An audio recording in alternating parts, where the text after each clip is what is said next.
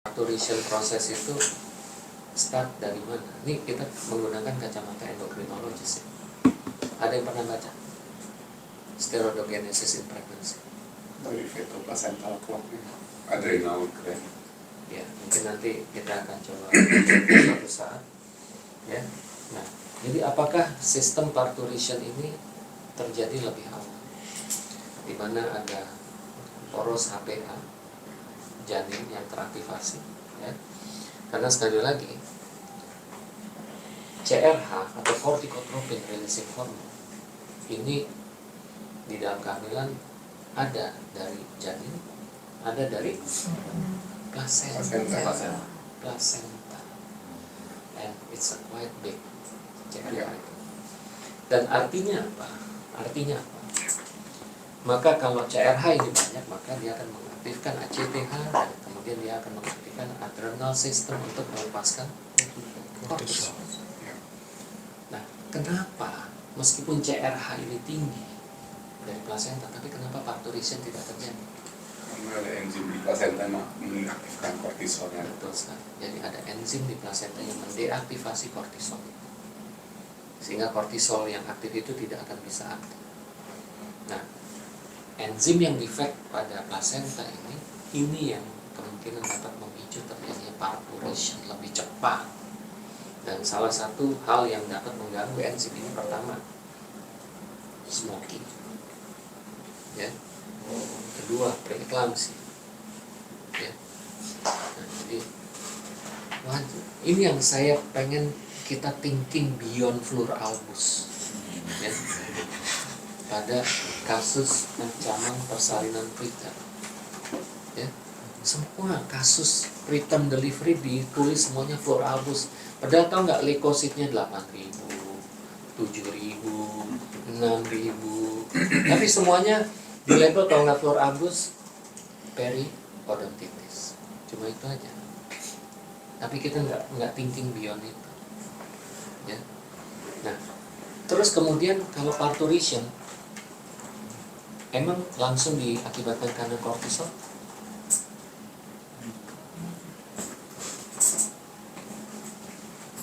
Ada satu lagi. Apa? Estradiol. Emang adrenal menghasilkan estradiol? Kortisolnya di bawah. Nah, sekali lagi kita kembali pada steroidogenesis in pregnancy. Ini cepat aja. Kolesterol di tubuh ibu akan diubah menjadi progesteron, ya. Tapi kolesterol juga bisa masuk ke plasenta, lalu kemudian dihasilkan progesteron. Nah, seharusnya dari progesteron harusnya kan diubah jadi androgen, kan? Nah, apakah progesteron yang ada di plasenta bisa diubah jadi androgen? Tidak bisa, karena plasenta memiliki defek pada beberapa enzim. Dia tidak memiliki enzim yang dapat digunakan untuk mengkonvert progesteron menjadi androgen, ya. Nah, sehingga progesteron ini akan lari ke kompartemen janin, ya. Nah, progesteron ini, ya, apabila ada aktivitas HPA yang meningkat, ya, maka progesteron ini akan diubah menjadi androgen. Nah, androgen inilah yang kemudian dikembalikan ke plasenta dan dengan menggunakan enzim aromatase, maka dia diubah menjadi estradiol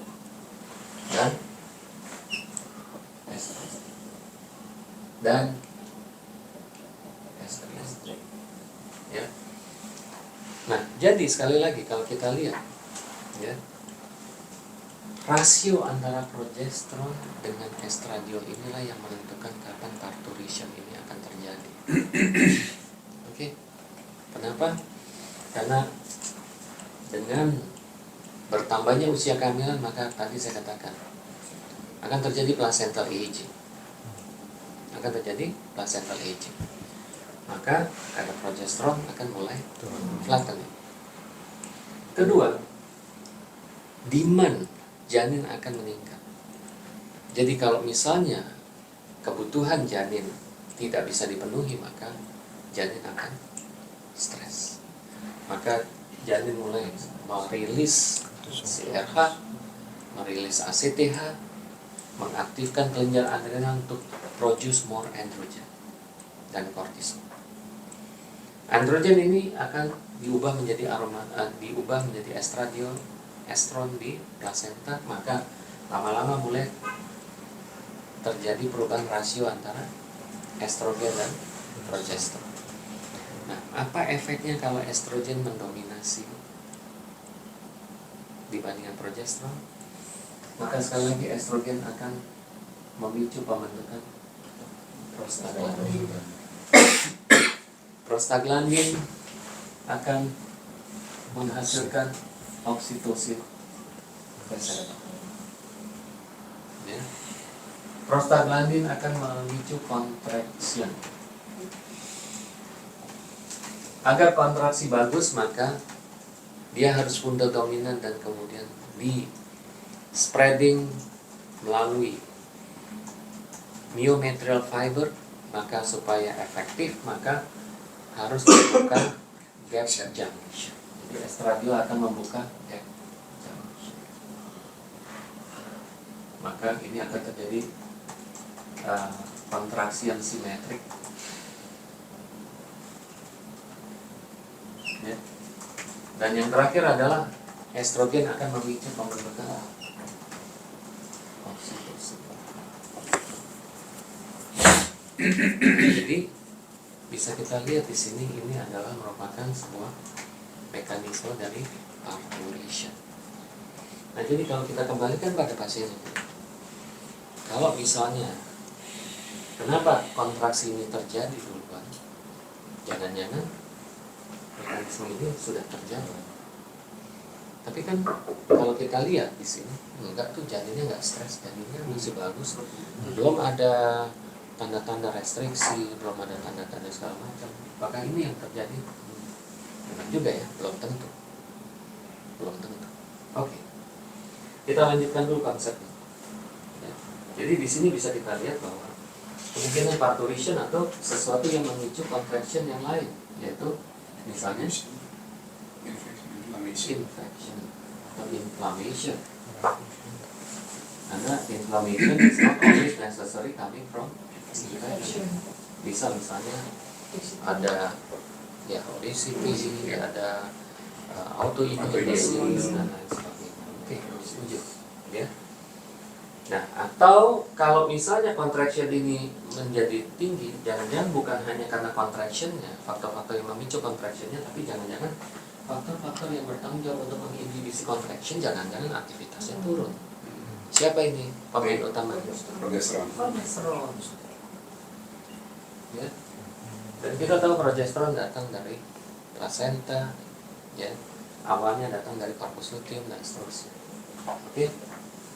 Nah, jadi artinya kalau ada contraction seperti ini, kita harus lihat apakah contractionnya yang upregulated atau faktor yang menginhibisi contractionnya yang downregulated. Nah, jadi tugas kalian lah untuk menganalisisnya, karena siapa tahu dia datang tidak dalam kondisi seperti ini, tapi dia baru datang dengan kontraksi, osteumnya masih tertutup dan lain sebagainya. Maka kalian bukan hanya sekedar ngasih progesteron aja, tapi coba lihat di sisi sininya. Ya, karena seringkali saya lihat simplified hanya memberikan progesteron, tapi yang ininya nggak dilihat. Ya, nah itu. Terus kenapa saya menggunakan phenotype yang bleeding followed by contraction? Kalau kita lihat pada early pregnancy, bleeding berasal dari mana?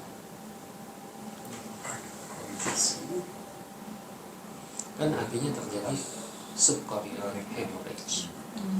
Subchorionic hemorrhage artinya ada implantation, jadi ada lepas kan, lepas itu, dan umumnya terjadi threatened miscarriage, ya. Dan kita tahu threatened miscarriage juga nantinya dapat berujung dengan berbagai kejadian seperti preterm labor, IGR, intrauterine fetal death, placental abruption, dan preeclampsia. Ya, jadi artinya kita bicara tentang problem pada implantation. Nah, kalau kita bicara implantation, ya, nah kita ada dua kemungkinan. Karena tadi saya kasih lihat di sini kan, implantation ada dua faktor. Ada embrio, ada endometrium. Ya kan? Implantation bisa defect karena memang embrionya abnormal, atau karena endometriumnya yang abnormal. Jadi dari sini saya bisa mencoba menganalisis apakah miscarriage ini starting from contraction atau starting from lepasnya embrio. Karena kalau sudah terjadi subchorionic hemorrhage, maka di situ akan terjadi lepas prostaglandin yang juga akan memicu contraction. Jadi contraction is only a secondary things. Tapi yang menjadi main problem adalah bleeding.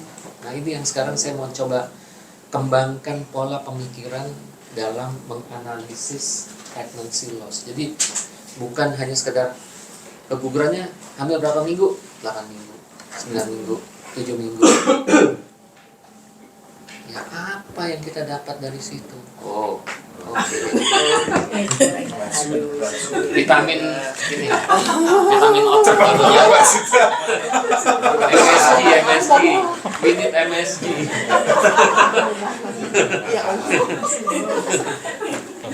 Ini yang membuat otak jadi lancar.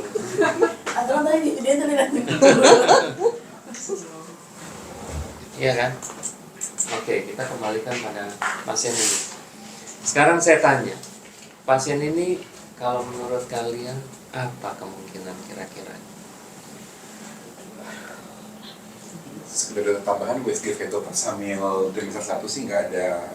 Nanti kan nggak ada lihat hemorrhage. plasentanya bagus, nggak ada subchorionic hemorrhage, air ketubannya juga bagus, ya, crown drumline-nya juga sesuai dengan usia kehamilannya. Apa yang nggak ada apa-apa pasien ini kalau dilihat dari situ. Nah, ada nggak faktor lain yang bisa kalian tangkap sebagai sebuah kemungkinan? Dan kalau kalian gagal menangkap ini, ya jangan salahin lah kalau pasien ini nanti hamil lagi terus akan terjadi hal yang sama lagi. Takut banget. Ya, Takut jadi takut salah. ya nggak ada yang there is no dumb question.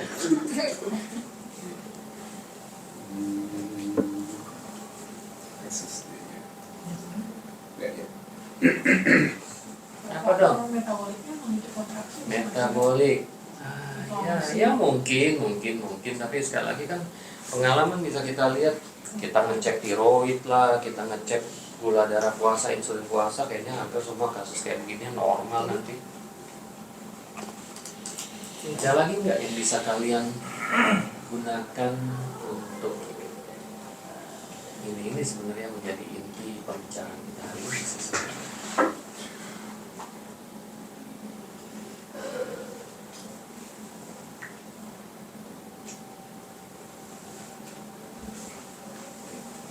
Belum bisa, belum juga. Padahal gede loh itu tulisannya. Tulisannya cuma FP implies. no. Bentar. Aku itu. Itu metisnya. Itu metis lagi. Justru ini yang saya mau diskusikan sama kalian. Saya mau diskusikan sama kalian. Apa kaitan adenomyosis dengan contraction?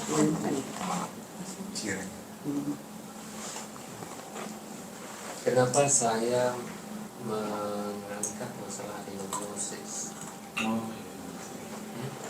Kenapa? Teori dari tiar itu sendiri ya dok? Iya.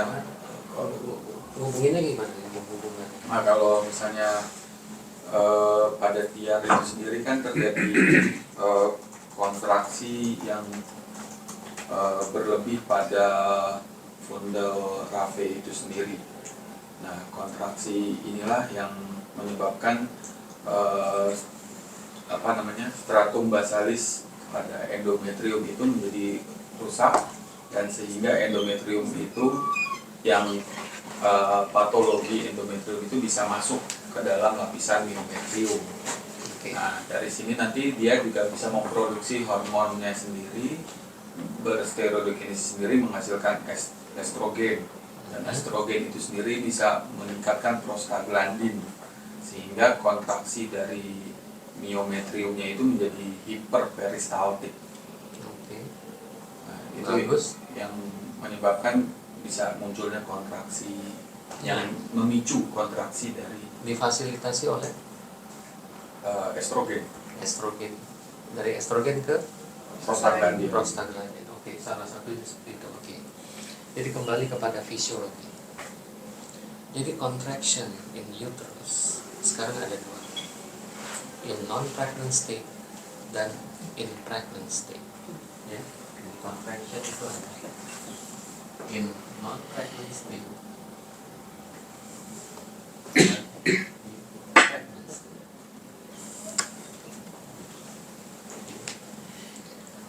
Kita sebagai reproductive endocrinologist harus tahu ada non-pregnant state.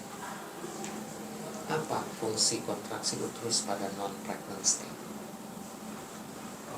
Kontraksi uterus pada non-pregnant stage itu justru dia memfasilitasi kalau misalnya sperma itu masuk, sehingga dia bisa mengalirkan sperma itu. Oke, itu di mana? Di fase mana? Di fase pas ovulasi. Ya, late follicular. Ya, late follicular sampai early secretory.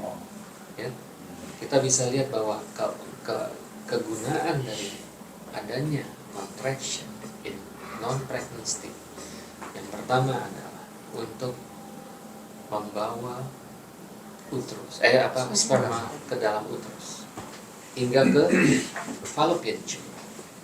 Oke, itu di fase late follicular atau early secretory. Nah, terus kemudian Pada apa lagi? Menstruasi. Nah, bisa kita lihat bahwa contraction ini ada quantity, ada quality. Kalau kita bicara quality, maka artinya kita berbicara tentang direction dari contraction. Bisa kita lihat bahwa pra-ovulasi, maka contraction itu directionnya adalah dari vagina ke atas. Ya, karena tujuannya adalah untuk mendorong sperma untuk menuju ke fallopian tube. Ya. Lalu yang kedua adalah nantinya pada fase post ovulasi, maka kita bisa lihat directionnya akan berubah karena adanya progesteron. Maka gerakannya justru terbalik dari fallopian tube menuju ke uterine cavity. Begitu pula gerakan ciliary movement juga akan berubah. Mekanisme peristaltik tuba juga arahnya akan berubah. Jadi basically contraction in non-pregnant state itu adalah untuk memfasilitasi adanya fertilisasi dan kemudian embryo migration ke uterine cavity. Jadi ada sperm migration, ada fertilization, ada embryo migration, dan tentu dia bertanggung jawab untuk terjadinya implantation dengan dia mengurangi kontraksi pada saat terjadi jendela implantasi. Ya. Dan kemudian setelah itu apa yang terjadi kalau misalnya tidak ada kehamilan, maka adanya desquamasi dari functional layer dari endometrium harus membutuhkan juga kontraksi untuk mengekspulsi lapisan fungsional dan juga untuk memicu hemostasis. Ya. Artinya kita mengenal ada non-pregnant state contraction, di mana tadi betul kondisi kontraksinya dipengaruhi oleh hormon, terutama estrogen, tapi juga nanti post ovulasi juga dipengaruhi oleh progesteron. Nah, jadi sesuatu hal yang normal. Lalu kemudian apa yang kita lihat fenomenanya kalau ada endometriosis? Ini yang paling penting. Apa fenomena yang kita lihat? Dysmenorrhea. Dan dysmenorrhea ini ternyata bisa kita lihat diakibatkan karena hypercontraction. Ya. Jadi kontraksi yang berlebihan sehingga menyebabkan terjadinya menstrual pain. Nah, kalau berlebihan nih kita bicara tentang quantity. Ya. Akan tetapi ternyata akibat dari adanya adenomyosis ternyata contraction yang terjadi juga terjadi secara quality. Tadi kan kita lihat bahwa ada arah ke sana untuk membantu sperm migration, ada kemudian ke sebaliknya untuk melakukan embryo migration, dan ternyata itu tidak terjadi, maka terjadi apa yang disebut sebagai dyscontraction. Jadi dysregulated contraction. Jadi bukan cuma sekedar kuantitinya yang meningkat sehingga terjadi hiper, tapi juga ini terjadi contraction yang bizarre yang tidak menyebabkan terjadinya penempelan dan seterusnya. Nah, ini yang menurut saya untuk para praktisi IVF tolong dipikirin.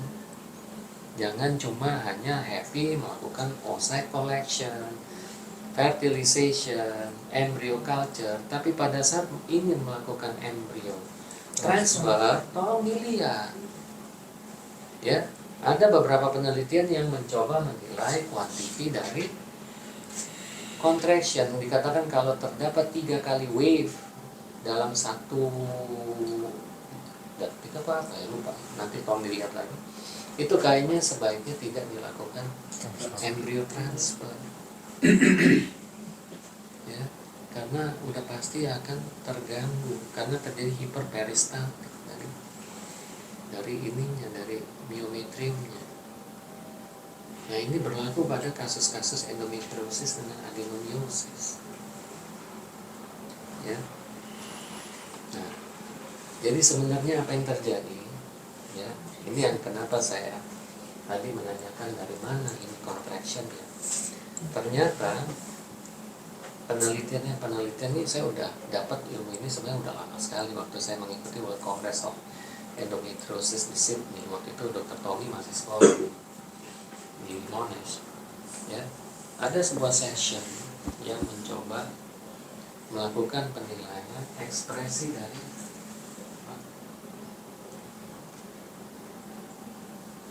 oxytocin receptor. Ya. Oxytocin receptor pada lapisan junctional zone. Apa sih junctional zone itu?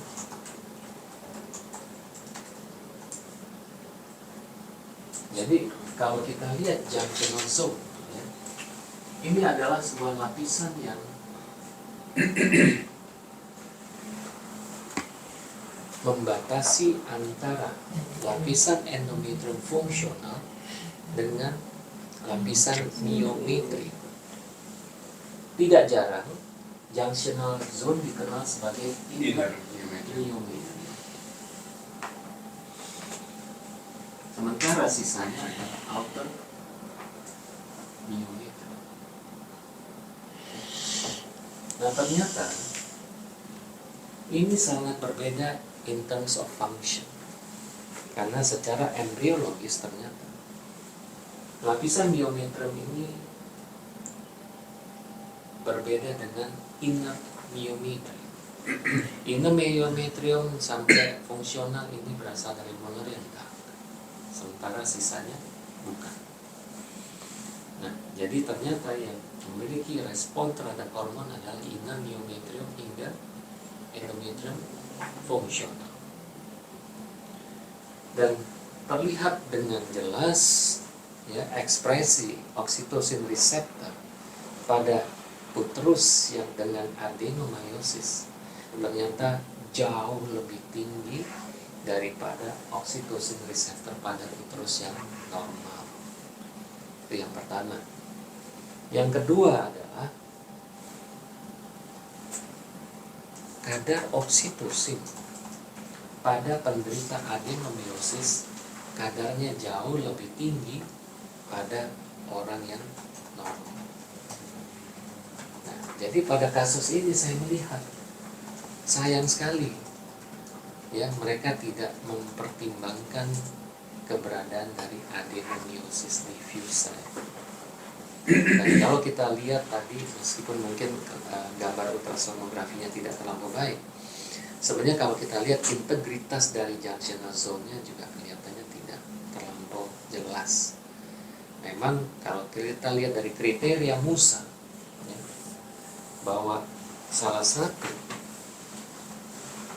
temuan dari sonografi adalah adanya irregularity atau interrupted dari junctional zone. Dan ini menunjukkan adanya keterlibatan dari junctional zone pada adenomiosis.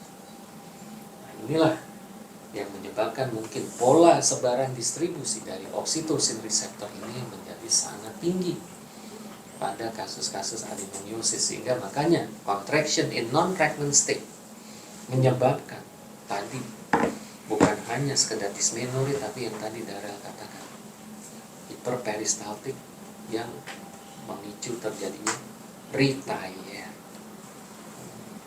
Ya, jadi kayak sesuatu yang berulang lagi.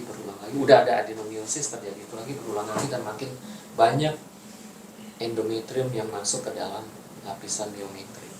Nah, makanya bisa kita lihat adenomiosis sebenarnya merupakan sebuah gambaran endometriosis yang advance. Nah, jadi sekarang kalau kita bisa melihat bahwa ada kemungkinan seperti ini, what should we do? Ya. Nah, tentu kita harus memikirkan bagaimana how to prevent hypercontraction, how to prevent dysregulated contraction. Nah, kalau dilihat dari mekanisme molekuler ini, kira-kira apa yang harus kita lakukan? Karena kalau kita lihat kerja oksitosin atau SIBO, selalu bekerja di oksitosin reseptor, mahal ya Bu, apa yang namanya? oksitosin reseptor. Maka apa kerja oksitosin? Kalau dia kerja di oksitosin reseptor, kalian kan masih jaga kan? Masih jaga sama residen kan? Enggak.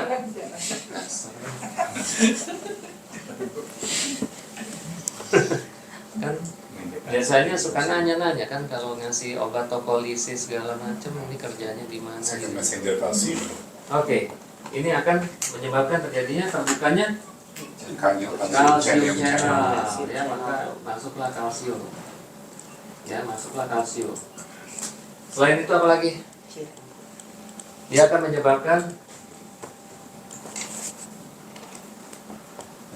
kalsium yang ada di sarkoplasmic reticulum ya akan lepas, maka bertambah lagi kalsium intraseluler. Lalu kemudian kalsiumnya akan berikatan dengan kalmodulin. Ya enggak? Kompleks kalsium kalmodulin ini akan mengaktifkan enzim myosin light chain oh iya, kinase. Ya. Lalu kemudian dia akan mengaktifasi interaksi antara myosin dan aktin. Ya kan? Oke ya. Nah, jadi bisa kita lihat di sini, maka tentu kalau zaman dulu kita mencoba menghambat kalsium channel. channel, kita mencoba menghambat MLCK. MLCK dihambat dengan apa?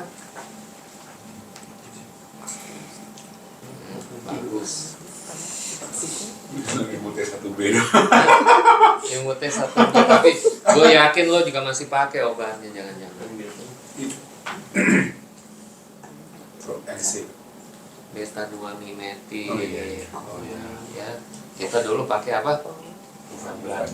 Tadikasma, tapi sekarang kita masih pakai dufadilan karena dia lebih selektif, nggak kerja pada beta 1 reseptor ya, karena takut nanti ke jantung dan lain sebagainya. Nah sekarang semuanya pakai dufadilan, tapi nggak tahu lagi kerja non. Kan masih ke dong. Sekarang makanya penting jaga sama residen supaya masih ingat. Kasih PR. Oh iya.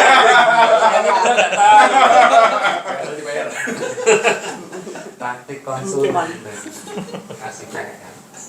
Nah jadi kalau dari sini maka kita bisa melihat sebenarnya salah satu yang bisa ditekan adalah interaksi ini dengan tadi apa namanya? Atau sih. Atau siban. Udah pakai sama berapa banget? Mahal bukan? Ya, apa preparasinya apa? Juga kan. Atau siban, dan yang kedua apa? Apa?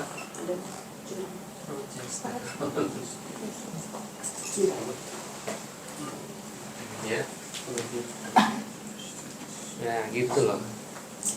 Jadi sekali lagi saya mau mengajak kalian sebenarnya mencoba mengenali adenomyosis lebih dari hanya sekedar retire dan lain sebagainya. Tapi ternyata nanti kalian coba cari di Google terkait dengan presensi oksitosin reseptor pada adenomyosis. Jadi itu keyword kita pada hari ini, bahwa pada kasus di mana ada adenomyosis maka kemungkinan aktivitas kontraksi itu menjadi sangat tinggi, baik kemungkinan di non-pregnant state atau saat pregnant state. Makanya kehamilan dengan adenomyosis sangat highly correlated dengan miscarriage dan preterm labor. Nah kalau kita kembalikan pada kasus ini di mana tidak kita lihat adanya gambaran insufisiensi placenta, everything are good, maka kita sangat mencurigai karena pasien ini juga datang dengan uterus cramp 16 minggu, maka kemungkinan dia start mengalami oxytocin activation. Karena apa? High estradiol di dalam kehamilan, iya kan? Maka terjadi pembentukan prostaglandin, oksitosin. Karena oksitosin juga dia akan menghasilkan prostaglandin juga. Dia akan menghasilkan prostaglandin itu di sini. Ya. Nah jadi kalian sebagai ini memang kita ada sedikit overlap dengan keto maternal ya. Jadi nanti kalau ada hal-hal kayak gini kalian tahu lah kira-kira apa yang harus dilakukan. Ya oke, kalau nggak punya atosiban ya terpaksa kita harus memberikan high dose progesterone. Ya, entah 600 atau 800 miligram ya, kalau kita menggunakan progesterone. Oke, saya sih cuma mau meng-highlight itu aja sih pada hari ini. Traktosil. Apa? Mereknya. Dok, tadi aku dapat yang menarik juga dok. Ya, gimana? Ternyata selain tadi yang kita bicara oksitosin, juga faktor dari stretch juga berpengaruh dok, karena dia dengan ada jaringan myometrium yang lebih less extensible sama lebih thick. Jadi mungkin kan salah satu faktor dulu kontraksi kita belajar juga mechanical stretch dok. Oke, itu Jadi kan mungkin kalau ada kita efek bicara stretch. stres kalau ada apa? Ada Multiple pregnancy. Ya, tapi lebih kayak karena mungkin kurang kurang elastis. Jadi men-trigger juga ketika dia ada growing to a point di mana dia akan ada kontraksi juga gitu dok. Karena mungkin ada myometriumnya kaku. Make sense. Artinya dia harusnya bisa lebih fleksibel. Iya. Tapi karena ada adena dia jadi rigid. Jadi seperti terkesan dia sudah stretch. Padahal dia baru kecil. Iya. Make sense. Make Ada sense. transform Bagus juga sih dok. Make sense.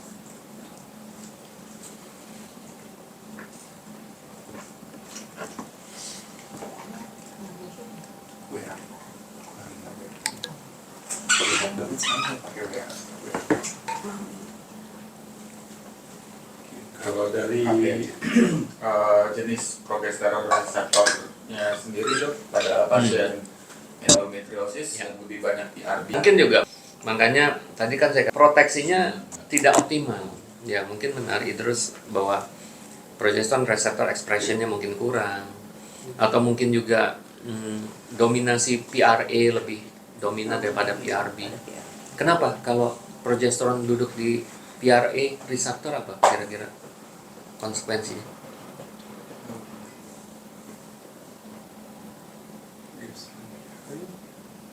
Memicu inflamasi, proliferation, anti apoptosis, Yang kaitannya dengan kontraksi? inflamasi.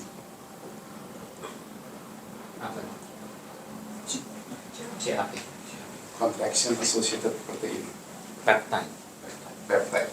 Jadi kalau progesteron duduk di progesteron reseptor A, maka yang keluar malah contraction associated peptide, malah makin kenceng kontraksinya.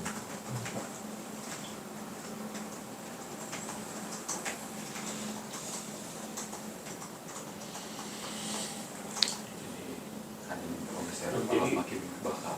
Untuk kehamilan berikutnya habis ini kita tadi hamilnya alami ya. Alami. Alami. Nggak ada program. Nah jadi di Indonesia masih ada, kita bisa hamil. Kita cegah dengan ini supaya. Nggak, tapi dia secondary infertility. Iya. Dia secondary infertility.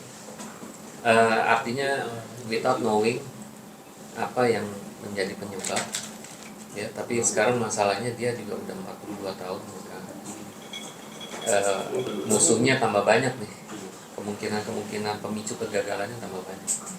Tapi sementara kita anggap bahwa faktor embrionya kan terkait sama etanoteraksnya kan yang kasus sekarang enggak. Ya, kasus sekarang enggak. Ada maternalnya nih yang lebih ini kan. Betul. Dan apabila kita berakhir dengan kita diagnosis dengan penyebabnya, apa yang mau kita lakukan, Dok? Ya, saya pikir kita start from preconception ya. Kita start from preconception. Artinya kita pertama yakin ovulation terjadi. Yakin endometrial receptivity baik. Itu dulu. Kalau memang dibutuhkan, maka kita tahu bahwa pada kasus seperti ini jangan-jangan bisa terjadi kegagalan implantasi karena hiperperistaltik. Maka tentu apa kita perlu melindunginya dengan memberikan antiprostaglandin misalnya di fase dimana menjelang ada implantation misalnya, ya, sehingga nantinya bisa terjadi implantation yang baik. Dan kemudian berikutnya adalah karena kita tidak bisa menahan naiknya kadar estradiol, maka kita harus memberikan progesteron. Ya, sambil kita memberikan warning signs pada pasien kalau sudah ada kontraksi, jangan didiam.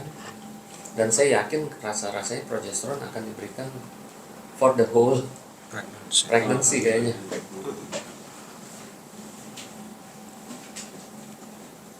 Berarti bilang untuk reseksi. Itu pasien terus Ya, gini, maksudnya reseksi.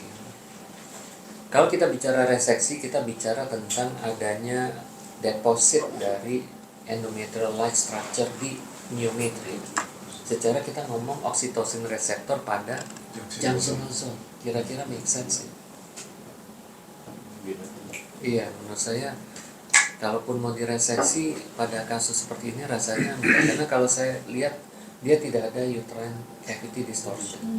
Kecuali kalau ada uterine cavity distortion mungkin kita bisa pertimbangkan ya, karena tetap kehamilan ini perlu spacing, perlu ruang untuk dia tumbuh dan kembang. Dok, tapi kalau dia tadi teorinya yang PRA, PRB itu dok, kalau kita kasih progesteron suplementasi, dia tambah kayak kasih bahan bakar.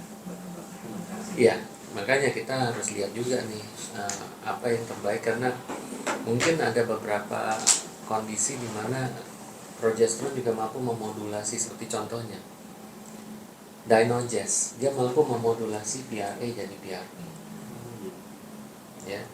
Atau apakah kita perlu memberikan progesteron bersama-sama dengan DLBS? DLBS kan atau apa namanya? Dysmeno. Dia kan in vitro bisa memperbaiki rasio PRA-PRP. Ya kita yakin progesteron kita mudah-mudahan bekerja lebih banyak. Ya sekali lagi selama kita belum punya sesuatu yang bisa secara valid digunakan untuk ini ya kita menggunakan empirical, ini yang bisa disebut empirical treatment. Ya harus thinking out of the box untuk menangani kasus kayak gini.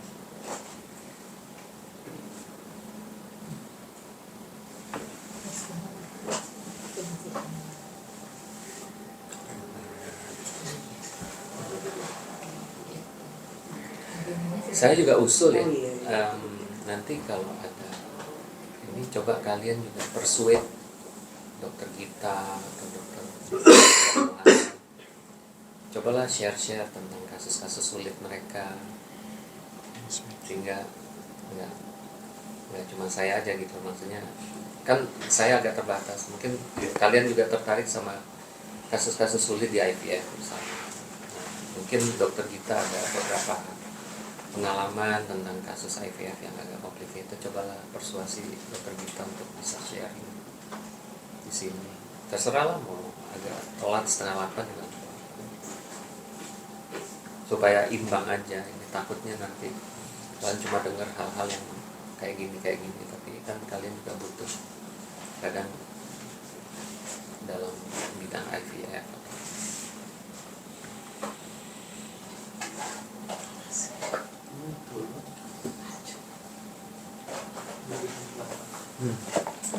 Oke, saya sih segitu aja sih pengen.